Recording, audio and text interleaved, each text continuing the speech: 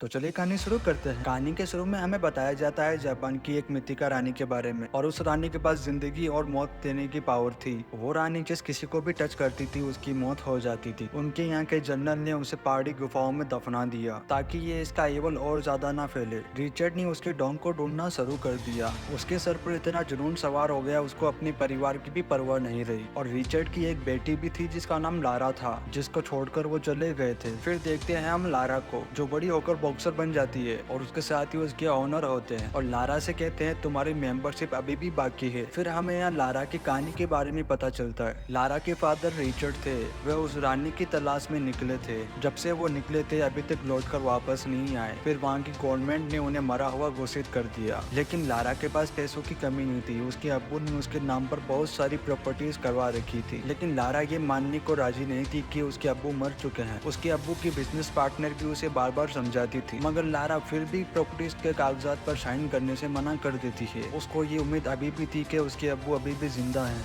Finally उसके अब्बू की बिजनेस पार्टनर उसको साइन करने के लिए मनवा लेती है, क्योंकि अगर वो ऐसा ना करती तो उसकी सारी प्रॉपर्टी ऑप्शन में चली जाती। और जब वो उस पेपर्स पर साइन कर रही होती है तब उसे पता चलता है उसके अब्बू उसके लिए एक जापानीज प्रेजल छोड़ गए थे। और जब वो उस प्रेजल को सोल्व करती है उसमें से एक नोट निकलता है। वो नोट देखने के बाद वो एक जगह पर पहुंच जाती है। दरअसल वो एड्रेस इसके अब्बू की एक सीक्रेट जगह का था। फिर ये अंदर जाती है और इसे इसके अब्बू का नाम लिखा हुआ नजर आता है। फिर अपने अब्बू के नाम के फर्स्ट लेटर को दबाती है। फिर उसे वहाँ एक की मिलती है। उस की को लगाकर वो की घुमाती है। फिर एक सीक्रेट डोर ओपन हो जाता है। उसके अंदर जाने के बाद उसे मालूम चलता है उसके अब्बू ज्यादा वक्त कहाँ बिताया करते थे। वहीं पर एक कैमरा मिलता है, उसमें उसके अब्बू का एक वीडियो रिकॉर्ड भी मिलता है। और जब लारा वो वीडियो देखती है उसके अब्बू उसमें बता रहे होते हैं कि मैं ये प्रूव करने बाहर निकल गया सुपर नेचुरल पावर भी होती है। और तभी मुझे जापान की रानी के बारे में मालूम चला। मैं उसे तलाश करने के लिए निकल गया। तुम्हारी अम्मी को खोने के बाद में मैं बहुत ज्यादा सदमे में रहने लगा था और इसी वजह से मैं उस रानी के डोंग को तलाश करने निकला था ताकि मैं तुम्हारी अम्मी को स्पिरिट की दुनिया से वापस ला सकूं। और तुम्हें अब ये मेरा काम करना होगा, रानी से जुड़ी सभी चीजें डिस्ट्रॉय करनी होगी ताकि वो सभी चीजें किसी गलत इंसान के हाथ ना लग जाए। लारा ये मैसेज सुनने के बाद वहाँ पर रखी सभी चीजों को देखने लगती है। फिर लारा वहाँ पर रखी एक नोटबुक को देखती है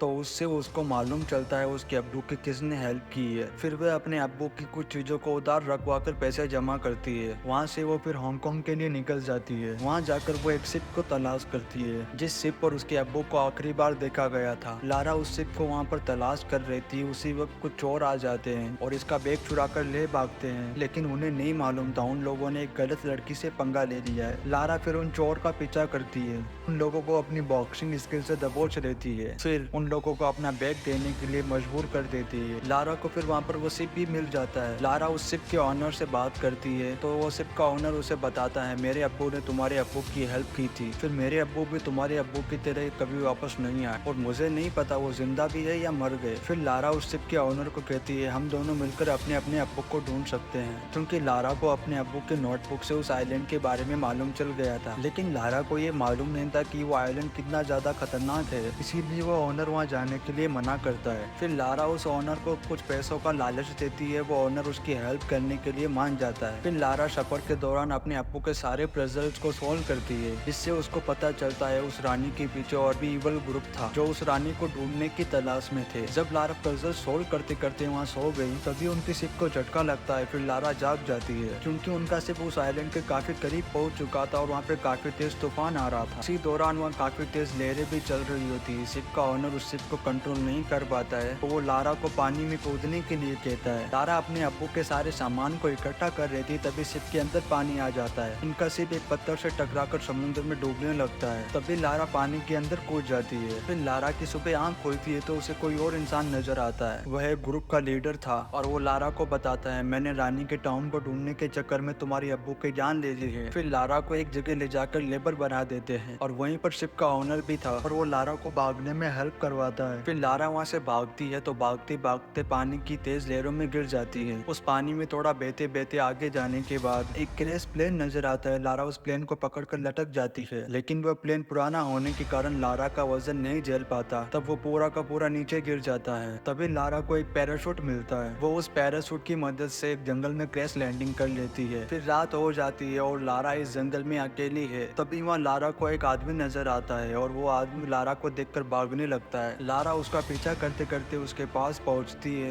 ये शख्स और कोई नहीं बल्कि इसके अब्बू हैं। फिर लारा के अब्बू अपनी बेटी को इतने सालों बाद देखकर बहुत खुश होते हैं और इसी खुशी के कारण उनकी आंखों में आंसू बह रहे थे। फिर सुबह होती है तब लारा अपने अब्बू को उस ग्रुप के बारे में बताती है और उस ग्रुप ने लारा के अब्बू की नोटबुक भी ले ली थी। फिर लारा के अब्बू लारा पर बहुत गुस्सा होते हैं और कहते हैं क्या तुमने मेरा वीडियो नहीं देखा था और मैंने तुम्हें कहा था इन सब चीजों को डिस्ट्रॉय करना होगा और क्या तुम्हें मालूम है अब पूरी दुनिया खतरे में है। फिर लारा वापस उन लोगों की तरफ जाती है और वहाँ जाकर उन लोगों पर तीरों से अटैक करती है। उन लोगों को वो टाउन तो मिल जाता है लेकिन अंदर जाने का गेट किधर था ये नहीं मालूम चलता। वहाँ पर लारा के अब्बू रिचर्ड भी पहुँच चुके थे। फिर उस ग्रुप ने लारा के अब्बू को पकड़ लिया था। अब लारा को ही उस गेट का पजल सोल्व करना पड़ता है। फिर लारा उस पजल को सोल्व कर देती है। फिर सारे पत्थर नीचे गिर जाते हैं और इन्हें गेट मिल जाता है। फिर वो सारे लोग अंदर जाते हैं पर वहाँ पर एक कदम उस लीडर के आदमी की जान ले लेता है। फिर थोड़ा आगे जाकर वो एक खाई की तरफ देखते हैं जहाँ उन्हें बहुत सारे स्केलेटन नजर आते हैं। ये चीजें देखकर वो बहुत शौक हो जाते हैं। फिर थोड़ा और आगे जाने के बाद उन्हें एक और पजल नजर आता है। अब वो उस पजल को समझ पाते उससे पहले ही पीछे का दरवाजा बंद हो जाता है। फिर उनके पैरों तले जमीन खत्म होने लग जाती है। लारा पे नीचे गिरते गिरते बच जाती है। फिर उनकी नजर एक वॉल पर पड़ती है और वो पजल होता है। वो पजल ही उनके बाहर निकलने का रास्ता होता है। तब लारा अपना दिमाग यूज करके उस पजल को भी सोल्व कर देती है। फिर वो गेट भी ओपन हो जाता है। वो डोर ओपन होता है। फिर उनको उस रानी का डोन नजर आता है। फिर वो उस डोन को खोलते हैं। वो रानी बिल्कुल नॉर्मल थी।